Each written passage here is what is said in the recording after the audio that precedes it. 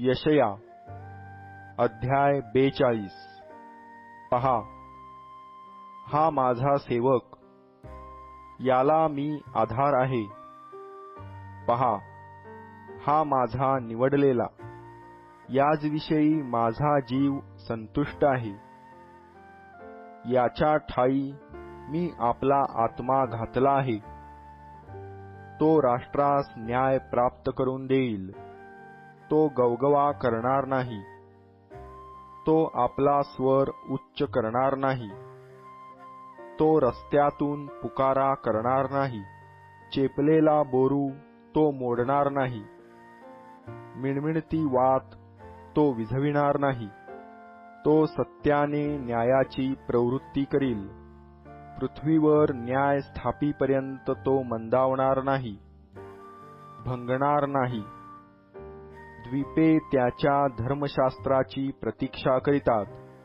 आकाश निर्माण करून विस्तारणारा, पृथ्वीचा व तिच्या उपजाचा फैलाव करणारा, तिच्यावरील लोकात प्राण घालणारा व तिच्यावर संचार करणाऱ्यास जीवित देणारा देव परमेश्वर असे म्हणतो।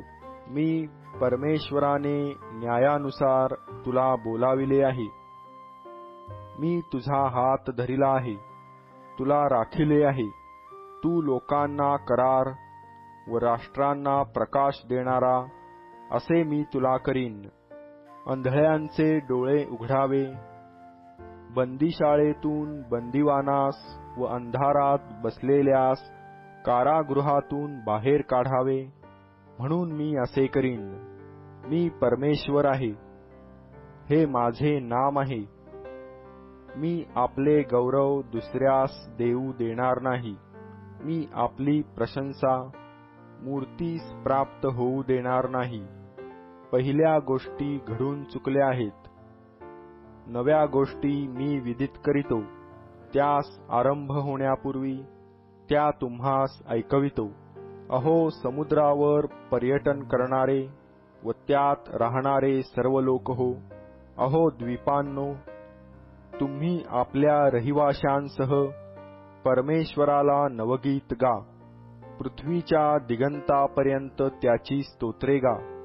अरण्य व त्यातील नगरे आणि ज्या खेड्यापाड्यात केदार वसत आहे ती गाण्याचा गजर करोत। सेलाचे रहिवासी उत्सव करोत। ते टेकड्यांच्या माथ्यांवर मोठ्याने जयघोष करोत। ते परमेश्वराचे गौरव करोत। द्वीपांतरी त्याचा गुणानुवाद करोत। परमेश्वर वीराप्रमाणे निघेल, रणधुरंधराप्रमाणे तो आपल्या आवेशाचे उद्दीपन करील। तो प्रचंड शब्द करील, तो रणशब्द करील। तो आपल्या शत्रूस आपला प्रभाव दाखवील। मी दीर्घकाळ मौन धरिले, मी स्तब्ध राहिलो। मी स्वतःला आवरिले। वेणा देणाऱ्या स्त्रीप्रमाणे मी आता कण्हत आहे, उसासे व धापा टाकीत आहे। मी पर्वत व टेकड्या उद्ध्वस्त करीन, त्यावरचा झाडपाला सुकवीन। नद्यांची बेटे करीन, तळी आटवून टाकीन। माहीत नाही अशा रस्त्याने मी अंधळ्यास नेईन। अज्ञात अशा मार्गांनी मी त्यास चालवीन। त्यांच्यापुढे अंधकार प्रकाश होईल व उंच सखल जागा सपाट मैदान होईल, असे करीन। ह्या गोष्टी मी करणार, सोडणार नाही। जे कोरीव मूर्तीवर भाव ठेवितात, ओतीव मूर्तींना तुम्ही आमचे देव आहात असे म्हणतात, ते उलथून पडतील व अगदी लज्जित होतील। बहिऱ्यांनो ऐका, अंधळ्यांनो पहा, म्हणजे तुम्हास दिसेल। माझ्या सेवकाखेरीज कोण अंधळा आहे? मी पाठवितो त्या माझ्या दूतासारखा कोण बहिरा आहे? माझ्या भक्तासारखा कोण अंधळा आहे? परमेश्वराच्या सेवकासारखा कोण अंधळा आहे? तू बहुत पाहिले आहे, ते ध्यानात ठेवीत नाहीस। त्याचे कान उघडे आहेत, पण तो ऐकत नाही। परमेश्वर आपल्या न्यायपरायणतेमुळे प्रसन्न झाला व आपल्या धर्मशास्त्राची महती व थोरवी त्याने वाढविली. तरी हे लुटिलेले नागविलेले लोक आहेत, ते सर्व गर्ताच्या पाशात सापडले आहेत, कारागृहात कोंडिले आहेत, ते भक्ष्य झाले आहेत. त्यास सोडविणारा कोणी नाही, ते लूट झाले आहेत, आणि ती परत द्या असे म्हणणारा कोणी नाही. याकडे तुमच्यातला कोण कान देईल?